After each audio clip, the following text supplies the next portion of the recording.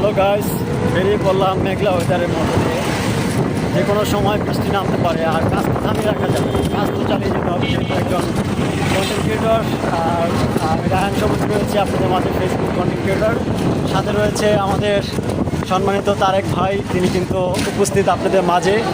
অবশ্য আপনারা অনেকেই কিন্তু মিস করছেন তারেককে, আর আপনাদের মাঝে তারেক কিন্তু নিয়ে আসবে অনেক সুন্দর সুন্দর গান পরিবেশন করবে। আমরা একটু শান্ত পরিবেশে যাব আগে, সেখানে গিয়ে আপনাদের আরও কিছু ভিউ তুলে ধরবো। তারেক, বলো।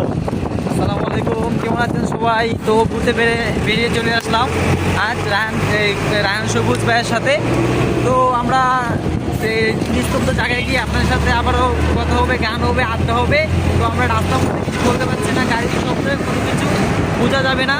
কারণ বুঝতে তো পারছেন, একটি কন্টেন্ট ক্রিয়েট করতে গেলে আমাদের শব্দ থেকে কিন্তু দূরে থাকতে হবে। আর এই যে যানজট, যে পরিমাণ রাস্তাঘাট ক্লিয়ার আছে, আজকে যানজট নেই। আর গত ভিডিওতে কিন্তু আপনাদের যানজট সহকারে দেখিয়েছি, আজকে পুরো রাস্তাটা কিন্তু ক্লিয়ার রয়েছে। দেখুন, আজকে শুরু হবে ঘোরাফেরা, আড্ডা, হাসি, আনন্দ। দেখতেই পারছেন আকাশে যে কি পরিমাণ মেঘ জমে আছে, আর কতটুকু দেখাতে পারবো আজকের ভিডিওতে তা জানি না। তবে সঙ্গে থাকবেন। আমরা অটো থেকে নেমেই কিন্তু দৃষ্টি চলে গেল রাজকীয় একটি বাড়ির দিকে। আর দেখতেই পারছেন রাজকীয় বাড়িটি বেশ ভালোই লাগছে। আর তারেকও কিন্তু উৎসবে রয়েছে, আমি উৎসবে রয়েছি, উৎসবে রয়েছে এখানে আর অনেক দর্শনার্থীরা এসেছে দূর দূরান্ত থেকে। আর ফুলকে দেখে তো তারেক হাত বাড়িয়ে দিল, আমিও হাত বাড়িয়ে দিলাম ফুল ছুঁতে। অবশ্যই ফুল ছুঁয়ে দেব। দুটি হাত যখন ফুলের উপরে স্পর্শ চলে যায়, তখন কিন্তু খুবই ভালো লাগার সৃষ্টি হয়।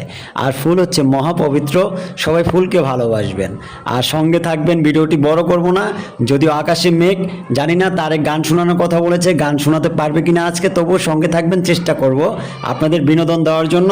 আর অবশ্যই দেখতে থাকুন, সঙ্গে থাকুন। তারেক যেভাবে দুটি হাত মেলে দিয়েছে, আমি তো ভেবেছিলাম তারেক আকাশে উড়াল দেবে। আমি বললাম তারেক, আমিও উড়ে যাব তোমার সাথে, চলো। উড়ে যাওয়ার দরকার নেই আকাশে, যদিও মেঘ।